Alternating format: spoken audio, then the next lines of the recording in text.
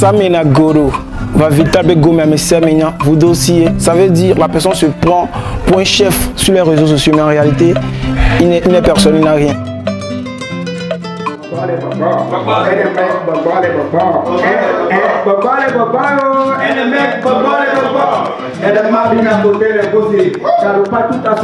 Le challenge, on l'a lancé le 25 mars. On a fait une rencontre au centre FIGEF ici justement pour parler du projet dans sa globalité et pour avoir les acteurs qui pouvaient nous accompagner, que ce soit les journalistes comme les partenaires privés ou les structures de l'État. Donc pour la phase pilote, on a pris le temps de faire la communication sur le terrain, de lancer le projet et ça a duré 3 semaines.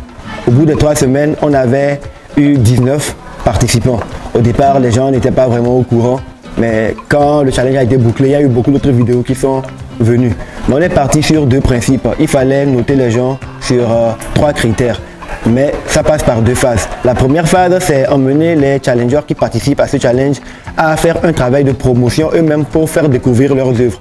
Donc on a décidé que sur l'ensemble des vidéos que nous aurons, les 10 vidéos qui auront le plus de vues de partage, parce que les challengers l'auront relayé, seront retenus et ensuite ces vidéos maintenant seront soumises à l'appréciation d'un jury qui est composé de 3 personnes, un artiste, un journaliste et un professionnel du domaine d'internet, parce qu'il fallait vraiment rester cohérent. Maintenant ce jury allait se charger de vérifier le contenu des messages des challengers, parce que le thème était simple, lutter contre la dépravation des mœurs. Donc il fallait que chaque challenger puisse développer ou raconter une histoire qui finissait mal justement à cause de la mauvaise utilisation des réseaux sociaux. Parmi les challengers, il y en a qui étaient dans le thème parce qu'ils ont compris, il y en a qui n'étaient pas dans le thème mais qui ont pu partager leurs vidéos. Donc il fallait qu'il y ait une synthèse et que le jury puisse décider. Donc à la fin de la course, il y a eu 3 challengers qui ont été retenus dans les 10. Pas parce qu'ils ont été les plus méritants, mais bon, peut-être parce que leur travail s'approchait beaucoup plus à ce que nous voulions. Ce challenge, c'était tellement une histoire inspirée de moi-même, tu vois. Ça a synchronisé ce que je vivais. Dans cette semaine-là, j'étais tellement dans un problème avec une de mes go qui m'a tellement lâché. Et ça m'a tellement touché. Et ça a synchronisé que mon manager m'a appelé, qu'on a lancé un challenge et le thème, c'était ça. Et ça m'a beaucoup inspiré. Jusqu'à l'heure là, vraiment la famille, je suis tellement ému d'être le premier, vraiment.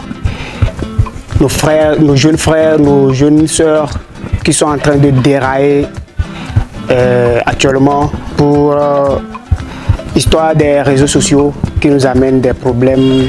J'aimerais être l'ambassadeur de ce challenge et sensibiliser beaucoup de personnes.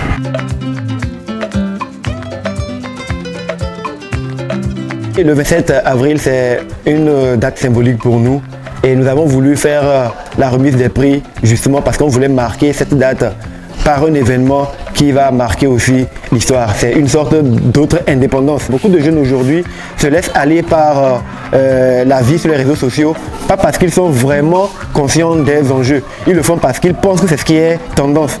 Ils ne sont pas vraiment conscients des dangers, donc nous on essaie de mettre la lumière sur les aspects négatifs pour qu'ils puissent eux-mêmes savoir s'ils doivent continuer à s'orienter dans cette voie-là. Donc pour savoir si l'impact sur le terrain va être positif, ça passera par cette sensibilisation que nous lançons à Vaughan le samedi. Et après cela, on fera un bilan global avant de lancer la sensibilisation dans les 5 régions sur le plan national.